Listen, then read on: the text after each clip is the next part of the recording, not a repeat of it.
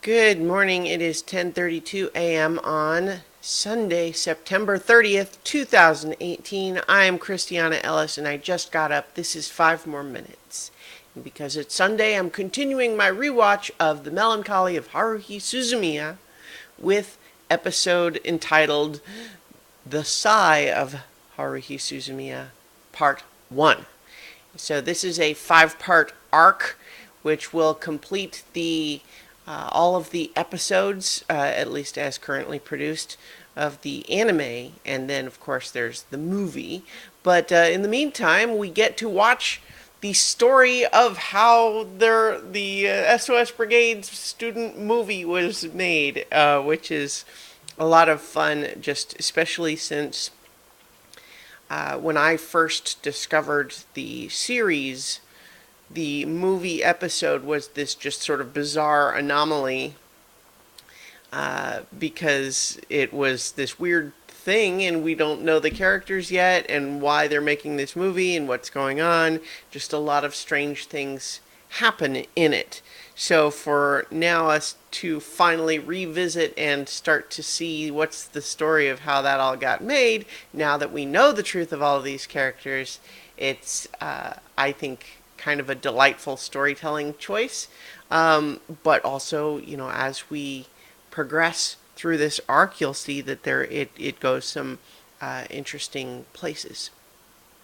But in the meantime, we begin with Haruhi a little bit more manic than she's been recently, and in some of the other cases, just in the sense of not only being excited to proceed with her new plan of action, but also just kind of a little more aggressive in her pursuit of that plan. And so we open the episode with this athletic festival that's having a relay race, and the SOS Brigade has been entered wearing costumes, making no secret of their membership of the SOS Brigade, wearing big banners and strange costumes and headbands, and they win easily thanks to both Haruhi's natural athletic gifts or perhaps supernatural athletic gifts. It's never made entirely clear how that works exactly, but certainly she is very skilled as an athlete in whatever she kind of sets her mind to. But also Yuki running the whole track in almost an instant, and frustrating Haruhi a little bit because she wanted to be able to come from behind to win, but they were so far ahead that, oh well. And it's interesting too just to see how Yuki reacts to different situations. For example, she during the baseball episode when she was helping them win, she basically chooses whatever she thinks is the way to win, and that's all she does. So, for example, when she made herself hit a home run, she didn't feel the need to round the bases in any particular hurry. But in here, since the whole point is just a race to go fast,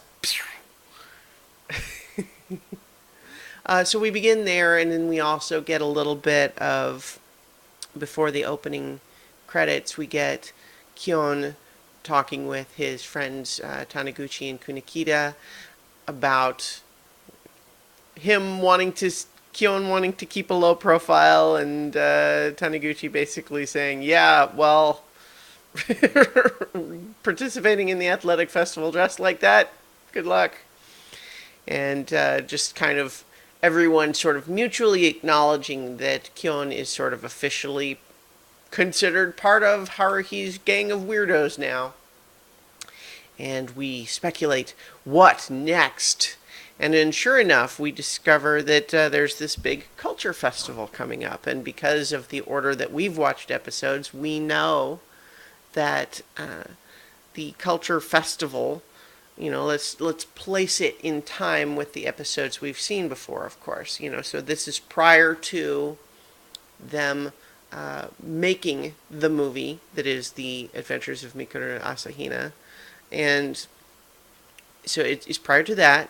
And then, of course, the Live Alive concert episode where Haruhi helps the rock club takes place after the screening of the movie at the festival.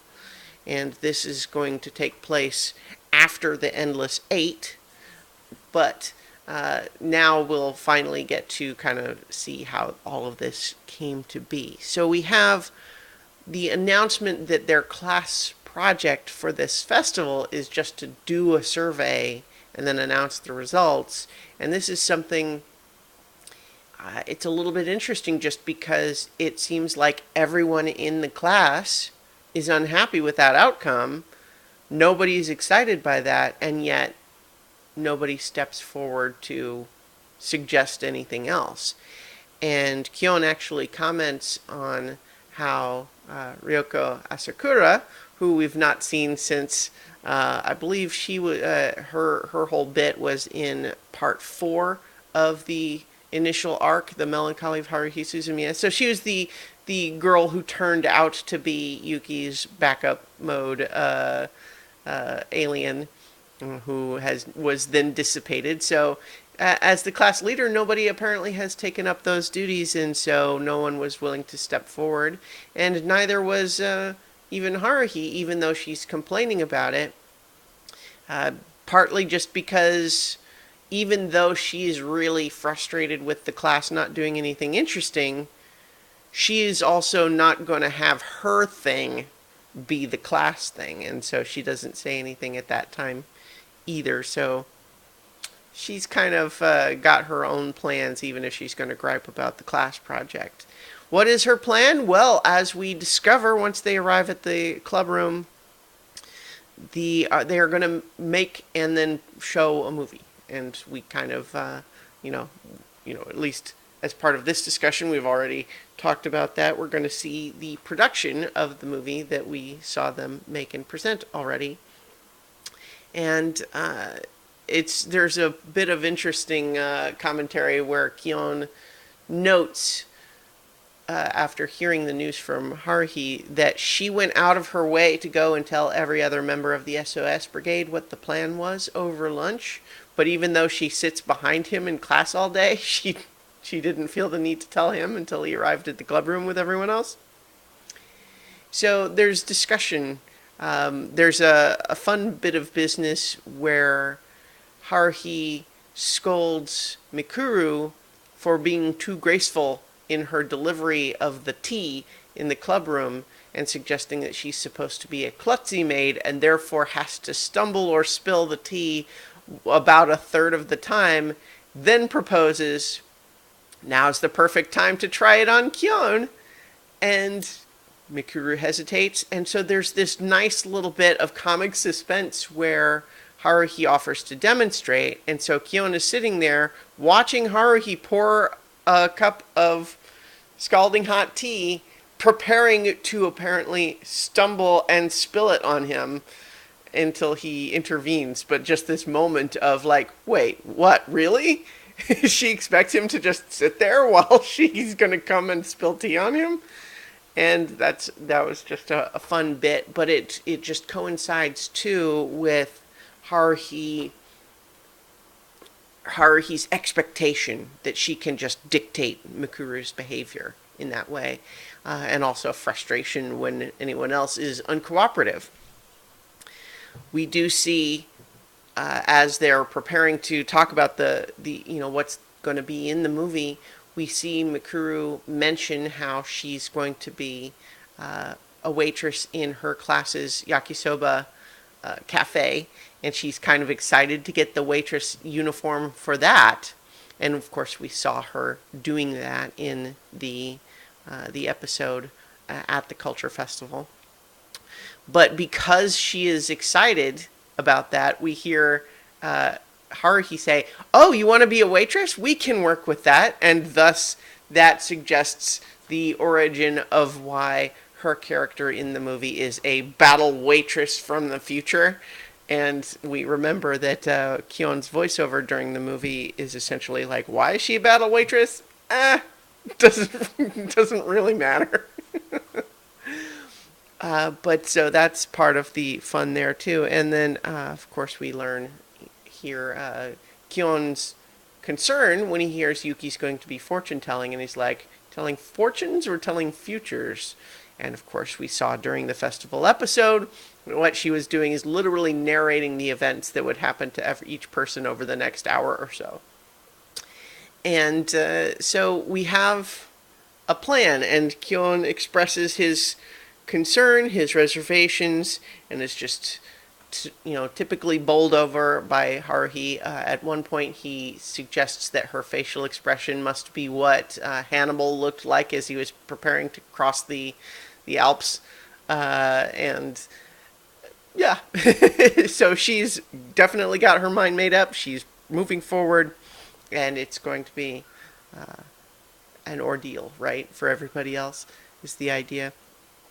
And then we also get to discover the origin of why there's those weird ads in for those little strip mall stores in the movie. And sure enough, it's because all of the props and funding and equipment and cameras and so on for the movie are paid for essentially by the promise of those ads. Now, we maybe could have guessed, but sure enough, what we see and have Kyon observe is Haruhi talking to the store owner, pointing at Mikuru, and then getting what she wants. And so the ominous development of, wait, what? And so, I mean, that's because this is the beginning of a new arc. We're going to have, in 5 parts, this story. And the end of this episode is actually pretty abrupt. I mean, it literally ends just as Mikuru is saying, excuse me? And then we cut to credits. So we'll pick up next time basically right where this one left off. So we're only just at the setup of this arc, but there's some fun stuff in store. So we'll be back next week to talk about the Sigh of Haruhi Suzumiya Part 2. And in the meantime, I will talk to you tomorrow for 5 more minutes.